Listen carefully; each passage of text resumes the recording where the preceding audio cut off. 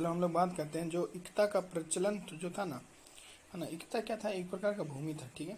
उस भूमि पर जो रहते थे लोग, ठीक है, सैनिक और असैनिक लोग रहते थे और वहाँ से जो है लगान उगुन वसूलते थे। ये सब जो है इक्ता से संबंधित है।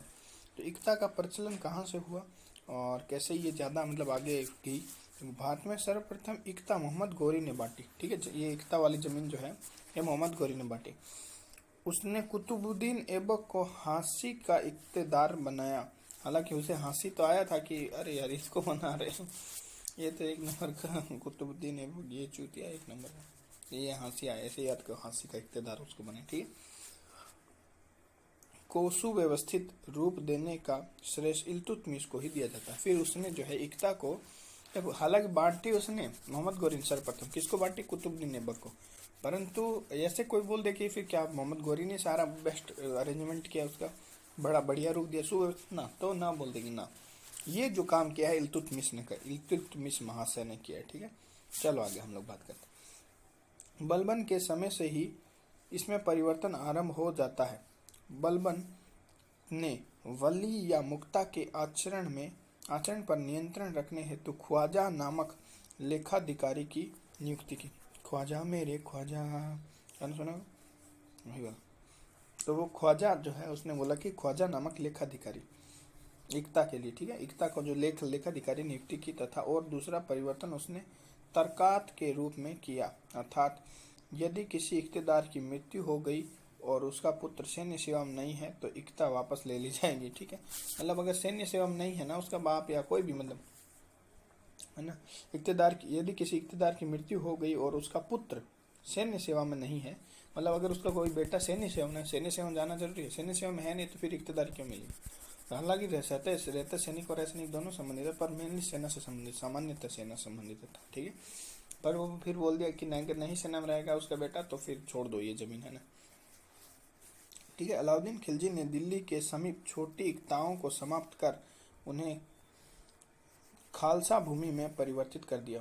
क्या कर दिया उन्हें, खालसा भूमि, खालसा याद रखना, खालसा, अलाउद्दीन खालसा, अलाउद्दीन खिलजी की जगह खालसा, ये देखो खालसा भूमि खिलजी भूमि ऐसे याद शामिल कर दिया। किंतु दिल्ली से दूर बड़ी इक्ताओं को जारी रखा, छोटी इक्ताओं को मिला दिया, ठीक है, समाप्त कर दिया, मतलब वहाँ से छोटी इक्ताओं को हटा दिया और बड़ी जो इक्ताएं थी उसको अभी भी जारी रखा। इक्ता में सर्वाधिक परिवर्तन जो है तुगलक काल में हुए, ठीक है। पहले कौन आता है, गुलाम वंश आता है, उसके बाद में आता है खिलजी, ठीक है, उसके बाद में आता है तुगलक, उसके बाद में आता है सैयद, उसके बाद में आता है लोधी, ठीक है।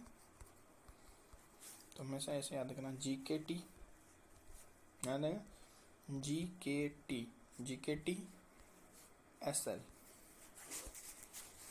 या GKTSL, ठीक है, ये भी याद रख सकते हो, कोई भी चीज़ याद रख। तो इक्ताओं में सर्वाधिक परिवर्तन तुगलक काल में हुए। गयासुद्दीन तुगलक ने मुक्ता की आय और उसके द्वारा नियुक्त सैनिकों की आय में स्पष्ट विभाजन कर दिया। मुक्ता की आय और उसके द्वारा नियुक्त सैनिकों की आय में स्पष्ट विभाजन किया, ठीक है। मोहम्मद बिन तुगलक ने इक्तेदारों के अधिकारों पर और अंकुश लगाते हुए उन्हें केवल भू राजस्व वसूली से संबंधित कर दिया तथा वली उल खराज नामक पद का सृजन किया। वली वली वली फिर वली वली वली इश्क दी हवा चली, तो मोहम्मद बिन तुगलक ये गाना गाता था, ठीक है। जब चली चली नहीं आता तो वली वली बोलता था, वली वली वली वली वली वली खराज दी हवा चली, ऐसे।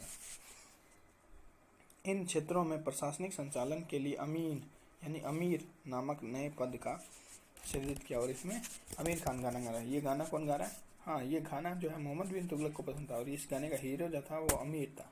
कौन, अमीर, अमीन या बोलो या अमीर बोलो, आमिर खान, ठीक है, ऐसे याद करो। फिरोज शाह तुगलक ने इक्ता भूमि को वंशानुगत बना दिया। क्या बना दिया, वंशानुगत। अब सैनिकों को भी भूदान दिया जाने लगा, जिस पर अलाउद्दीन खिलजी के समय से रोक लगा दी गई थी और उन्हें नगद वेतन दिया जाने लगा। ऐसे आनुवंशिक क्षेत्र वजह कहलाए, वजह तुम ही हो वजह तुम ही, ये कौन गाना गाता था? ये गाता था फिरोज शाह तुगलक, क्योंकि उसको बाजे वाला संबंध मजा आता था। सिकंदर लोदी, अब हम लोग आगे चलते हैं। अब सिकंदर लोदी, अब देखो तुगलक आ गया, अब जो है सैयद वंश ने कुछ किया नहीं, लोदी में थोड़ा सा ठीक था। सिकंदर लोदी के समय भूमि अब वस्तु की तरह होगी। सबसे बढ़कर फवाजिल पर रोक लगाने से इक्ता का वास्तविक उद्देश्य ही समाप्त हो गया।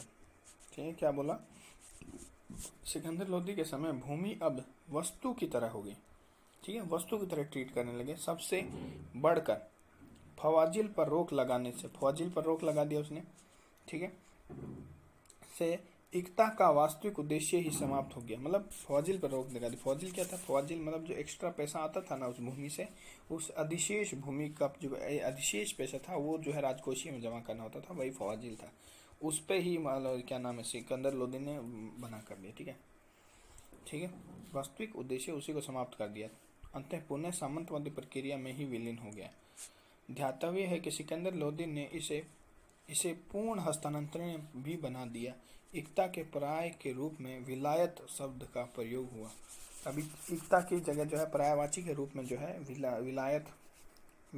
कोलायत नहीं, विलायत शब्द का प्रयोग हुआ, दिया ध्यान रखना। अब जो है नेक्स्ट जो है हम लोग बात करेंगे, क्या बोल रहे हैं, सैन्यकालीन की जो सैन्य व्यवस्था है उसके बारे में।